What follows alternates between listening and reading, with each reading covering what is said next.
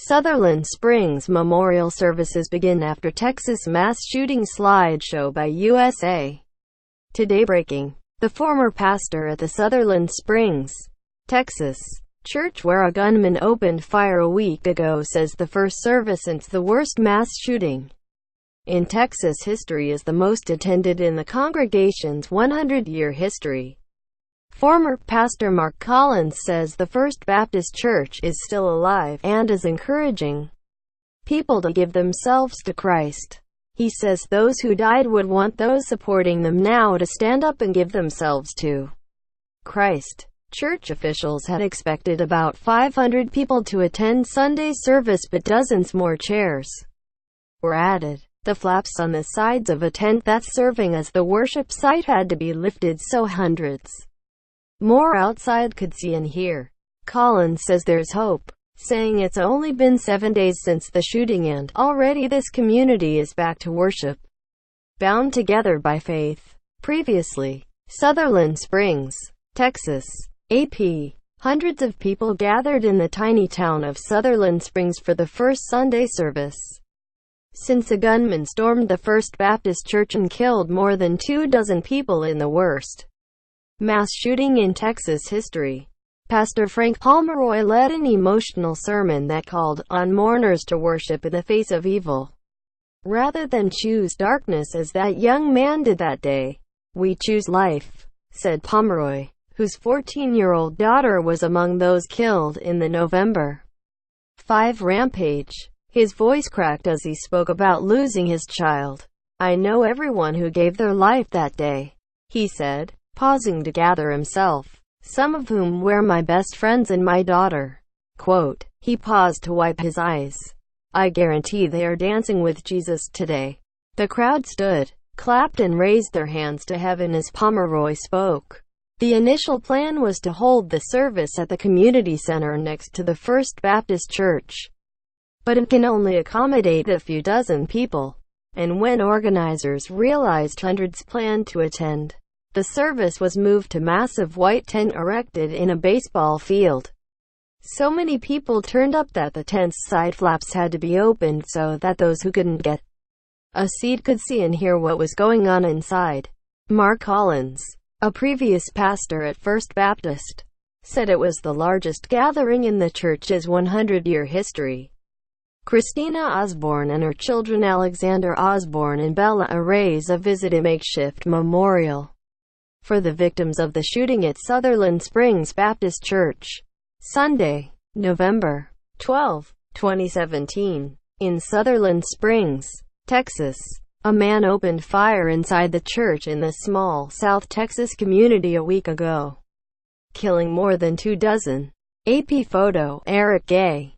The front 3 rows were reserved for survivors of the attack and the families of those killed.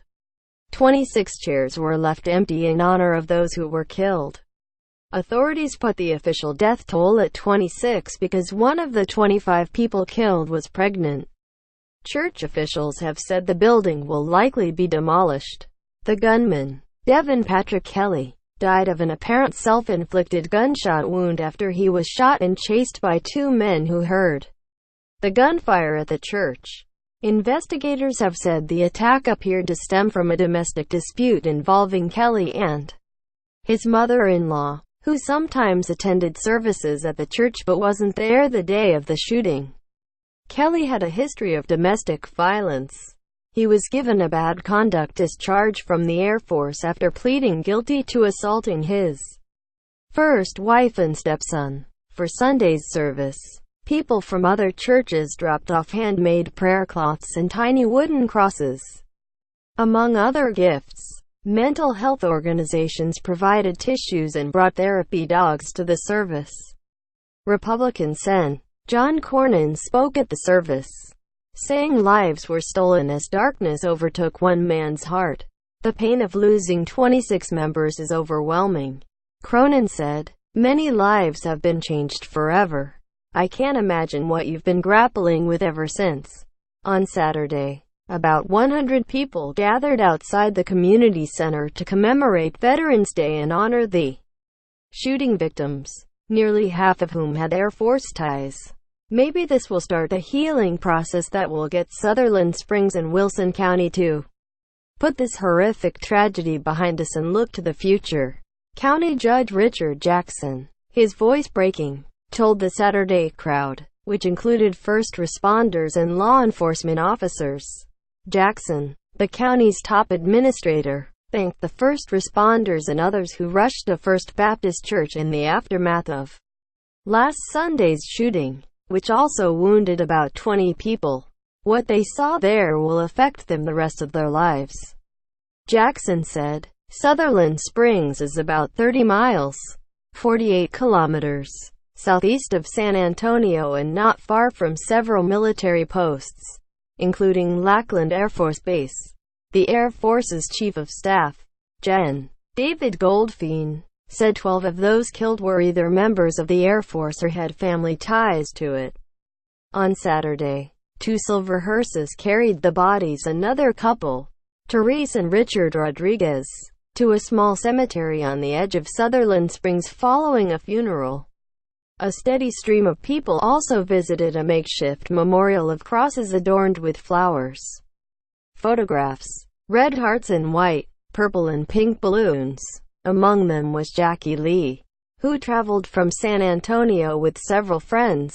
"It was on my heart since it happened," she said. "I needed to come to show the community some support. To show these people some support." Related slideshow. Victims of the Texas church shooting. Provided by Reuters.